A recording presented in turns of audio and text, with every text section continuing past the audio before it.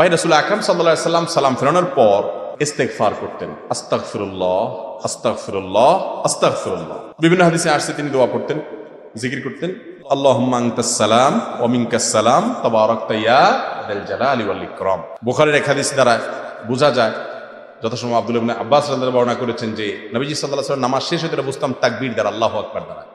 আমি আজও পর্যন্ত কোনো হাদিস পাই নাই যে নবী করিম সাল্লাল্লাহু আলাইহি সাল্লাম সালাম ফেরানোর পর সাহাবীরা বলেছেন যে তিনি সালাম ফেরানোর পর আমাদের সবাইকে নিয়ে হাত তুলেছেন, আমরাও তার সাথে হাত তুলে আমিন আমিন বলতাম। এটা তিনি করতেন।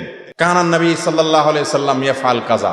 নামাজ তো প্রকাশ্যে করার জিনিস, তিনি যদি জীবনে 2-10 বার 20 বারও বলতেন তাইলে অন্তত 2-4 হাজার হাদিস আসতো, কারণ এত মানুষ দেখছে। অথচ নবীজি সাল্লাল্লাহু আলাইহি সাল্লাম নামাজের পরে কি দোয়া পড়তেন সেগুলোর ব্যাপারে বহু হাদিস আছে, কিন্তু তিনি সাথে সবাইকে নিয়ে এইভাবে আমাদের মতো ট্র্যাডিশনাল দোয়া করতেন বলে প্রমাণ পাওয়া আমি অন্তত পাই না। কেউ পাইলে দেখেন।